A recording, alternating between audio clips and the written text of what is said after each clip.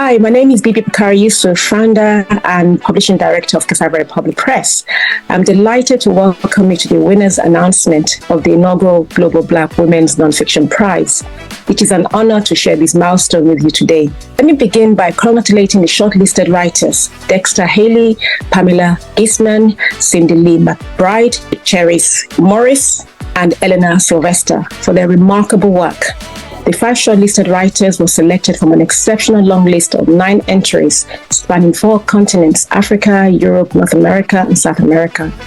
A testimony to the enormous talent that exists among Black women thinkers globally. Reaching this stage is an extraordinary feat, and each of their work shines with beauty and rigor of Black women writing full-length nonfiction books. With over 150 submissions from 36 countries from across Africa and its diaspora, the overwhelming response reflected the depth and diversity of Black women's critical thought, which has always shaped our world. Our esteemed judging panel, led by Booker Prize winner Bernardine Evaristo and including feminist legal scholar Sylvia Tamale, novelist and filmmaker Natalie Baszile, and historian and essayist Panashe Chigumadzi, has selected 3 exceptional winners. The winner will receive $20,000 advance, and the 2 runner-ups will each receive $5,000 advance, as well as a publishing deal with Cassava Republic Press. Now it is my pleasure to invite Bernardine Evaristo to introduce the shortlisted writers and their work. Thank you, and let's celebrate these remarkable voices together. And here is the shortlist for the Global Black Women's Manuscript Prize. Anxiolytic Notes by Helena Sylvester in Brazil. Elemental Solidarity by Cindy Lee McBride, South Africa. Black Beauty Model Agency by Dexter Haley, Eritrea.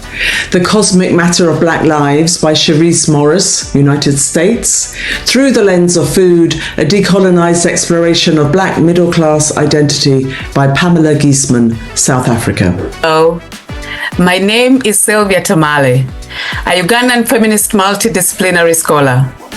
I retired from Makerere University's law school over 2 years ago, and I was privileged to be one of the judges for the amazing Global Black Women's Nonfiction Manuscript Prize. This inaugural prize is offered by Cassava Republic Press, one of the leading publishers in Africa. Cassava Republic is unique in its mission to celebrate, amplify, and disseminate Black women's intellectual work of the nonfiction genre to a global audience. I have known them since their inception in 2006. And if this is your first time to hear about them, I highly recommend looking out for their fiction and nonfiction publications. Now, one of the benefits of being a judge for such prizes is that someone else scrutinizes and sieves through the multitude of submitted manuscripts, and there were many. And then we, the judges, only get to be fed on a reading feast of the best long-listed manuscripts. I was thoroughly intoxicated by this reading binge and learned a great deal from each of the entries. Today, the shortlisted manuscript I'm introducing is entitled Anxiolytic Notes. What? I know. Yes, it's a new term to me too. Apparently, anxiolytic is associated with relieving anxiety. Anyhow, the Anxiolytic Notes was authored by a Brazilian called Helena Sylvester, also known as Daniela Rodrigues Damasceno. Anxiolytic Notes is the diary of a woman suffering from anxiety, questioning the norm, and rocking the boat, as it were. The 32 notes are written in the first person and based on narratives from the author's mind, memory, and dreams. It also includes snippets of her therapy sessions. They describe the reflections of a woman suffering from anxiety disorder in the context of the end of the world. The reader is invited into the complex world of an Afro-Indigenous impoverished woman from a favela, those informal settlements in Brazil. And the author skillfully challenges colonization, challenges science, racism, sexism, and all the other othering hierarchies. And she does this through imagined scenes, conversations, and traumas via Lucia, the protagonist. The short paragraphs and sections make the book very accessible and demonstrate the urgency that befits the dire crisis Black people face in Brazil today. She writes, and I quote, "If we could breathe more often, if there were more breaths, a lot fewer people would be fucked up with anxiety." End quote. The book will evoke conflicting emotions of anger, sorrow, laughter, and nostalgia. Poetically written and very well researched, the book makes powerful connections between seemingly disjointed axiotic notes. Thank you, Helena, for sharing this gem. Hi, I want to talk briefly about the manuscript Black Beauty Model Agency by Desta Haile, which looks at the Black Beauty Model Agency, as it was called, which existed in the 1960s. It looks at the climate for modelling at the time, at the women who founded the agency, and also the models who worked for it, and how this changed the game in the industry. It's an important book because it's lively and it's sparkling, and it also resurrects a cultural history that has been buried for far too long. The second manuscript I'm going to introduce to you today is entitled Through the Lens of Food, authored by Pamela Gisman. Now, when we think about food, it is often in connection with nourishment and sustenance of our bodies. Or maybe it is the magnet that pulls friends and family together. But Gisman's book unearths a fresh and fascinating perspective on the issue. How food can be politicized as people contest and negotiate issues of identity and power. Through an intricate exploration of Black middle-class tastes and food culture in post-apartheid South Africa, Gisman reveals hidden from view racism and racialized responses that demonstrate resilience and determination. Here's an excerpt from the manuscript, and I quote, "Sometimes my friends and I encountered covert racism and classism in these spaces. When I first relocated, I didn't notice. But as it kept happening, I began to recognize the patterns. It often started with what seemed like an innocent question, but on closer inspection, it was clear we were being vetted. The common opening question restaurant staff asked was, 'Are you from Johannesburg?' Once the staff learned that we weren't local Capetonians, their attitude shifted, becoming friendlier, followed by probing questions like, 'Where do you work?' and 'What do you do?' These subtle interrogations create a sense of hostility, turning what should be a casual dining experience into a vetting process." End quote. Now, I'm not from South Africa, but I know exactly what the author is talking about because this is a global racialized phenomenon. Again, food is not just about eating and socialization. The politics of food is an interesting and scarcely explored topic. I would thus urge you to read Through the Lens of Food when it comes out. Best wishes to the author. Thank you. I'm pleased to offer an introduction to Elemental Solidarity by Cindile McBride from South Africa. This manuscript is a provocative and immersive exploration of how African and Afro-diasporic artists offer urgent insights on the climate crisis, challenging traditional science about the climate through culturally resonant art that redefines how we see, feel, and respond to environmental change. Two aspects that made elemental solidarity especially urgent and important for me is that one, it intervenes at a time where Black women's climate and environment writing is underrepresented, despite the fact that climate change disproportionately affects women from the global majority. Secondly, it builds on Black women's wonderful tradition of art writing and arts criticism, with classics such as Bell Hooks' text, Art of My Mind, and Lorraine O'Grady's essay, Olympia's Maid, Reclaiming Black Female Subjectivity.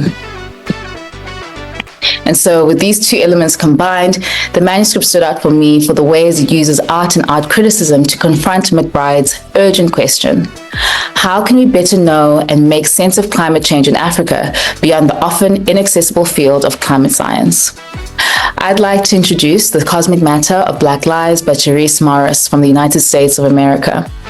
This manuscript is an evocative collection of lyric essays, poetic interludes, and rituals that delves into the intricate philosophical, political, cosmological, and spiritual layers of Blackness.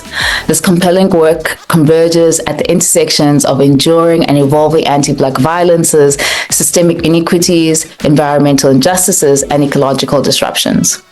The manuscript stood out for the ways it considers legacies of Black oppression and resistance through the law and lessons of the four elements: earth, water, air, and fire. The manuscript stood out for the ways in which it uses the law and lessons of the four elements, earth, water, air, and fire, to reflect the ways environmental destruction has precipitated racial oppression and vice versa.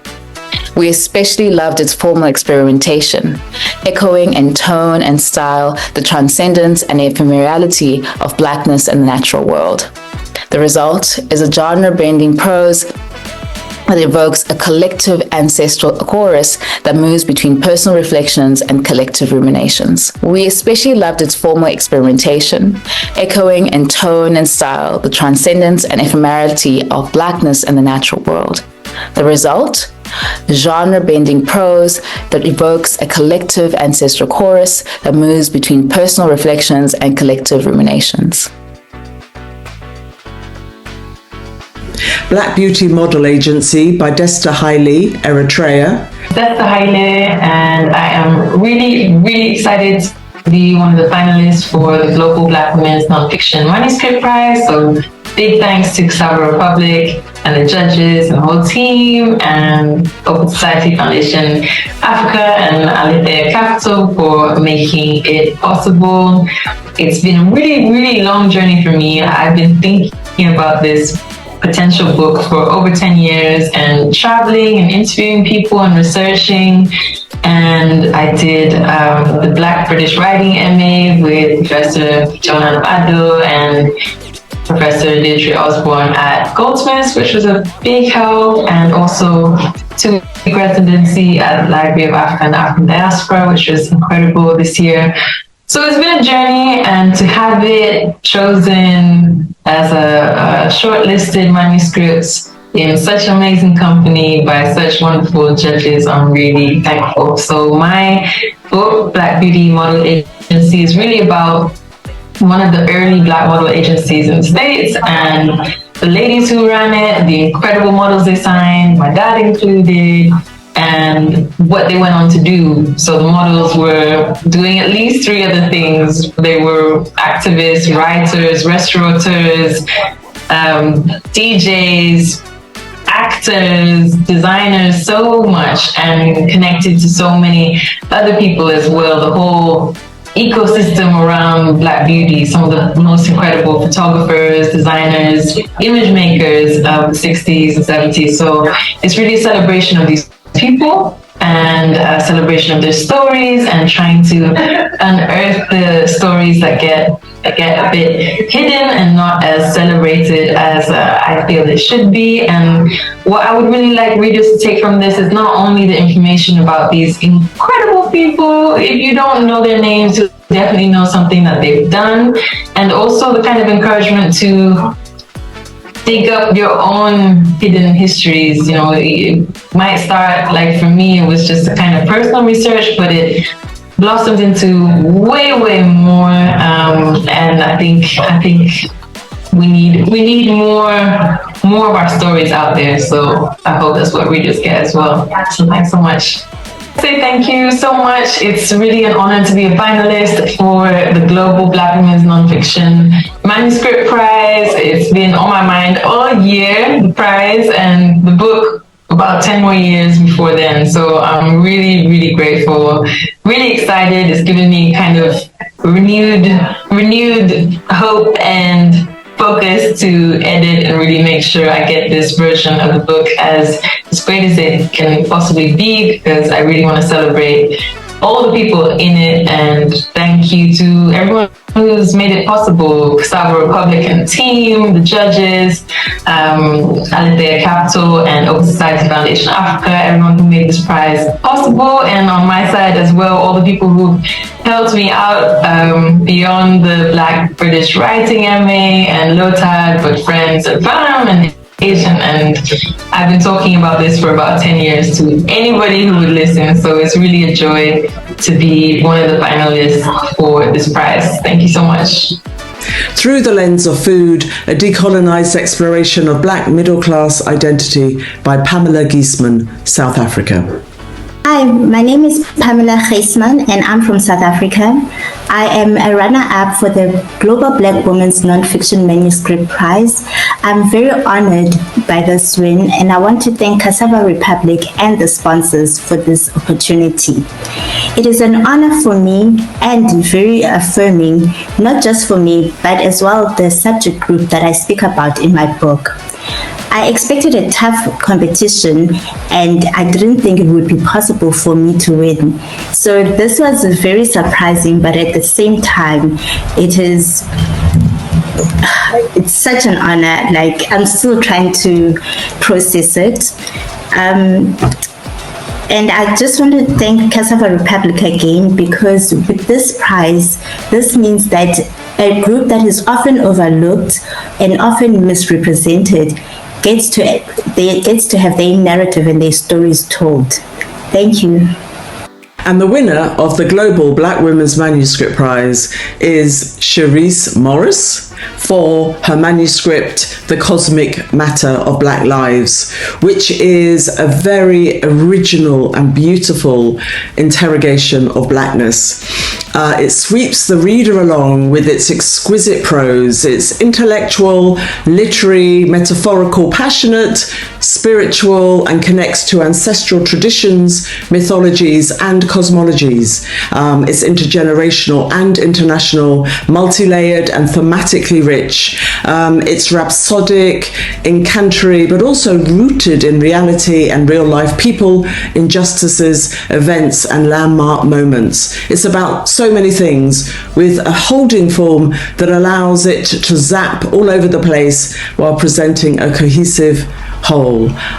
It's daring, experimental, and explores blackness in a way that refreshes the subject and offers new perspectives that illuminate and help us progress beyond the usual tropes. So it is an exceptional piece of writing, and congratulations to Cherise Morris for winning the prize.